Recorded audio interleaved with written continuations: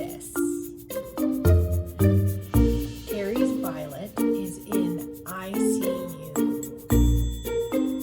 Let me tell you about how we got here.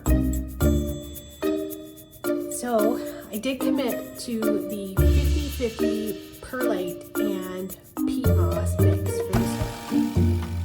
We took a run out to the hardware store. Luckily the perlite was on sale. We grabbed it, parked in the car, come home, and I went ahead and started mixing. So I did equal parts perlite and peat moss. I watered it in with some water that I had let sit out for a couple of hours. I added a few drops of fertilizer into the water. It was a 10-15-10. I use an old soap bottle to keep my measurements of fertilizer right. This particular bottle, I could put 10 drops into it for the proper proportions. So I mixed it around. It was looking really good. And it was time to go ahead and repot my African Violet that I call Hothead. So I took her out of her original pot. I broke off the soil. I clipped off her extra leaves that were not contributing to her shape.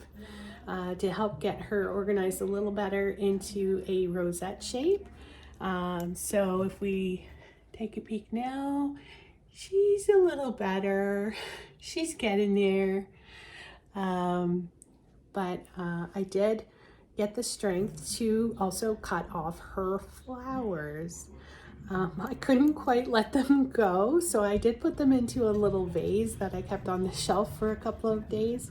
They have faded now, so I do need to just put them in the compost. She potted very well into her new container. I got the wick all set up with the water in the bottom and the string going through, and it all went pretty well. But now on to the tragedy. So came time to repot Terry's Violet, and it was kind of what I expected. So his soil was heavy. I couldn't see much perlite in there at all. And I went at it by, I was touching the leaves to make sure they weren't going to break off, and I was being quite gentle with it. I was thinking about, do I want to clip some leaves off first? But what I decided was to go ahead and tip it over and pull the pot off the bottom. And the soil was very heavy and very dense. So I could clearly see what happened and why it wasn't successful.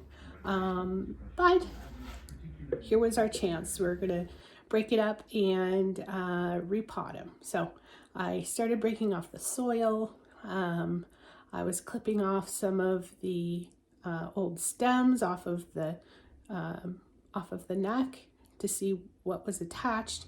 I was trying to see what kind of roots might have been in there, but unfortunately, it did break off in my hand.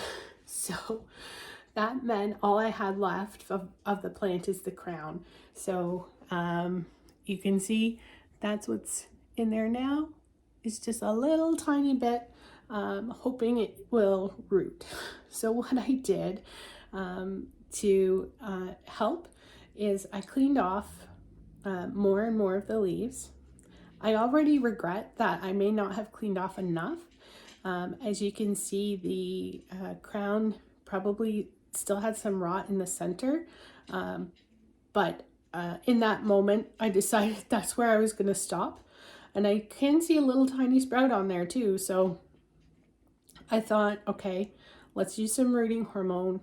I get a clean Q-tip and apply that and put them into the fresh soil that's been watered in with the little bit of fertilizer.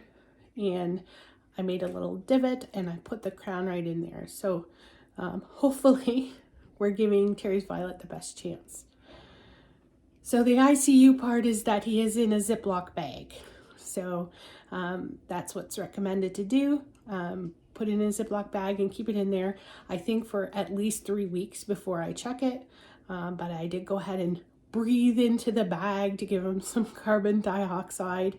And he is keeping very well. I haven't had the water run down. It's staying at a good level, and he's doing all right in there so far. So I marked the bag with his name and the date, so I can keep track of how long he's been in there. And we are going to see how this grows. So the shelf looks a lot different than it did before. I did clear off all the stuff. I wiped it down. I decided to give it this little tablecloth. It's just a little picnic tablecloth, disposable, that I cut to keep the wood from getting wet on the shelf, knowing that it is now intended just to hold plants. And so it looks a lot more simple, but it is all set. We've got the 2 violets, and we're ready for 4 more. I did end up putting together a little surgery kit. Let me show you that. This is the outer pot that Hothead came in from the store, so that made a good little bucket. I am using this unused hair dye bottle as my water bottle. You would like the fine tip on it so that you can just water the soil, because most of the water does come from the wicking system. This is a brush I used to clean off the pots and clean off the leaves. You may recognize that as well as something that would have come from hairdresser's kit. So a little hack there. This is the stick that came with Hothead. It had a little sign on the end for Women's Day. So I may use that for, you know, poking soil and things. So I decided to keep that. And then the last thing in the pot is my cuticle scissors that I use to cut the stems and the flowers to clean up the plants. So they're easy to sanitize. And that's my little violet surgery kit that I have put together.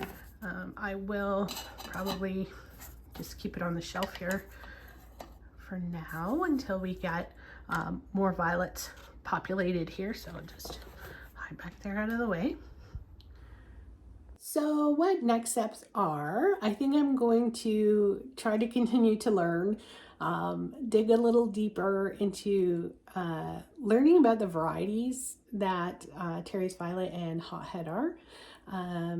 I did join a Violet Facebook group, and I posted a picture about Hothead with a picture of her when she was blooming, and I asked if anybody knows what variety she is. So I'll have to check back in on that post and see what answers people have done, and hopefully maybe somebody will be able to tell me what variety it is.